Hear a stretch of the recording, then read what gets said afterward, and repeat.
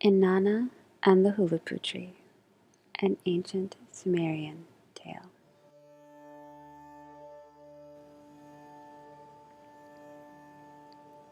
In the first days, in the very first days, in the first nights, in the very first nights, in the first years, in the very first years.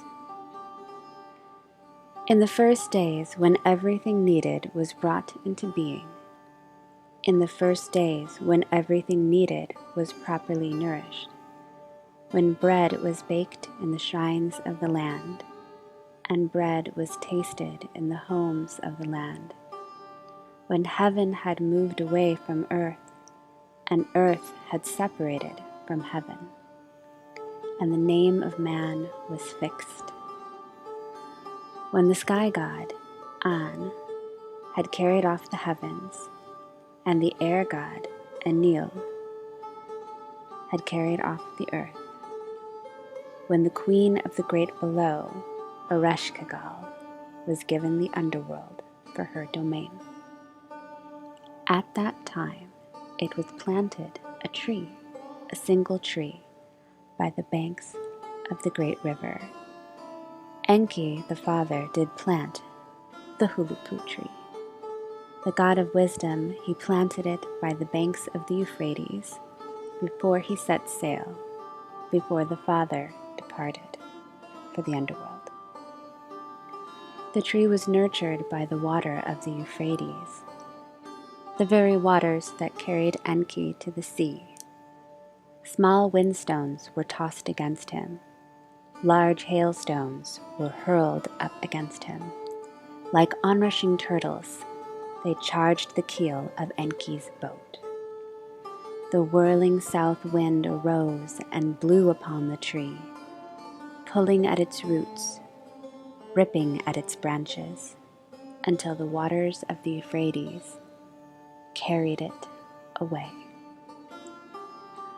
A young woman who walked in fear of no man and would not be owned, plucked the tree from the river and spoke. I shall bring this tree to Uruk. I shall plant this tree in my holy garden. Inanna cared for the tree with her hand. She settled the earth around the tree with her foot.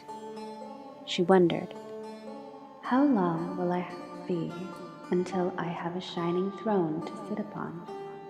How long will it be until I have a luscious bed to lie upon? The years passed. 5 years, then 10 years. The tree grew thick, but its bark did not split. Then a serpent who could not be charmed made its nest in the roots of the Huluppu tree. The Anzu bird set his young in the branches of the tree, and the dark-maid Lilith built her home in the trunk. The young woman who loved to laugh wept. How Inanna wept, yet they would not leave her tree.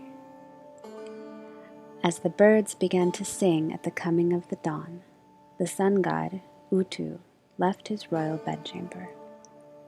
Inanna called to her brother Utu, saying, O Utu, in the days when the fates were decreed, when abundance overflowed in the land, when the domains of the great gods were divided, and Enki did quest for the underworld, then did I pluck the Huluppu tree from the Euphrates. Then did I plant it in my holy garden, and tend it, waiting for my shining throne and luscious bed. Then a serpent nested in the roots, and could not be charmed. The Anzu bird set his young in the branches, and the dark-maid Lilith built her home in the trunk. I wept, how I wept, yet they would not leave my tree. Utu, the valiant warrior Utu, would not help his sister Inanna. As the birds began to sing at the coming of the second dawn, Inanna called to her brother Gilgamesh, saying, "O Gilgamesh, in the days when the fates were decreed, when abundance overflowed in the land, when the domains of the great gods were divided, then did I pluck the Huluppu tree from the Euphrates. Then did I plant it in my holy garden and tend it, waiting for my shining throne and luscious bed. Then a serpent nested in the roots and could not be charmed. The Anzu bird set his young in the branches, and the dark-maid Lilith built her home in the trunk. I wept, how I wept, yet they would not leave my tree." Gilgamesh, the valiant warrior Gilgamesh, the hero of Uruk, stood by Inanna. Gilgamesh fastened his armor of 50 minas around his chest. The 50 minas weighed as little to him as 50 feathers. He lifted his bronze axe, the axe of the road, weighing 7 talents and 7 minas to his shoulder. He entered Inanna's holy garden.